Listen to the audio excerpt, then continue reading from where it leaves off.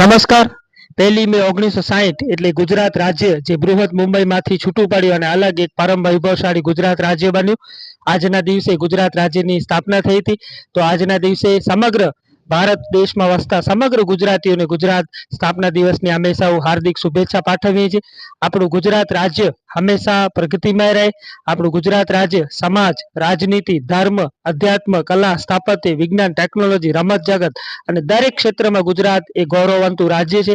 અને આપણે સૌ એવા પ્રયત્ન કરીએ કે જે 12મી સદીમાં આબુરસ ગ્રંથમાં જેમ ગુજરાત રાજ્યનો પ્રથમ વખત ગુજરાત સ્ટેટ તરીકે ઉલ્લેખ થયો, તો એની ગરિમા અને આપણે સૌ એનો મહિમા મંડન કરીએ અને આપણે સૌ ગુજરાતી તરીકે ગુજરાતના સર્વાંગી વિકાસમાં આપણે સૌ પ્રાર્થના કરીએ. તેવી આજના દિવસે ગુજરાત સ્થાપના દિવસ નિમિત્તે ફરી એકવાર સમગ્ર ગુજરાતવાસીઓને હાર્દિક શુભેચ્છા છે.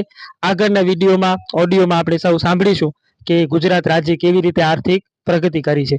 આવો આપણે જાણીએ ગુજરાતની આર્થિક પ્રગતિ કેવી રીતે થઈ રહી છે.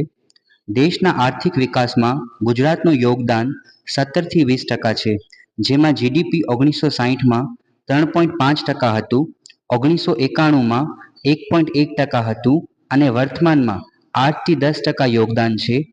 આઝાદી બાદ કાપડ ઉદ્યોગ ગુજરાતમાં અગ્રેસર હતું, ત્યારબાદ ડેરી ઉદ્યોગમાં પણ પ્રગતિ થઈ.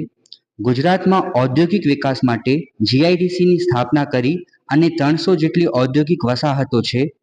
ઉદ્યોગમાં ગુજરાતની વધુમાં વધુ પ્રગતિ માટે એમએસએમઈ યોજના હેઠળ સ્વરોજગારની વિવિધ યોજનાઓ ઉપરાંત આંતરરાષ્ટ્રીય વેપાર જગતને ગુજરાતમાં આકર્ષવા અને રોકાણ માટે પ્રેરિત કરવા વર્ષ 2003માં વાઇબ્રન્ટ સમિટનું આયોજન કરવામાં આવે છે, જે 2024માં 10મી સમિટ હતી.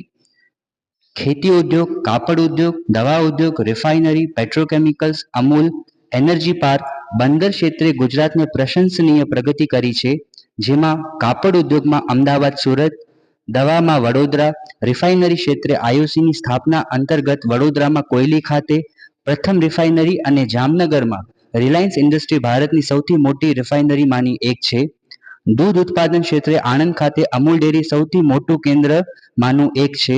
બંદર ક્ષેત્રે કંડલા મહાબંદર ગુજરાતમાં સૌથી અગ્રેસર છે. ઉર્જા ક્ષેત્રે પ્રગતિ માટે કચ્છ જિલ્લામાં ગુજરાત હાઇબ્રિડ રિન્યુએબલ એનર્જી પાર્કનું નિર્માણ પ્રગતિમાં છે, તેમજ ગુજરાતના બેન્કિંગ ક્ષેત્રનો વિકાસ પણ નોંધપાત્ર છે.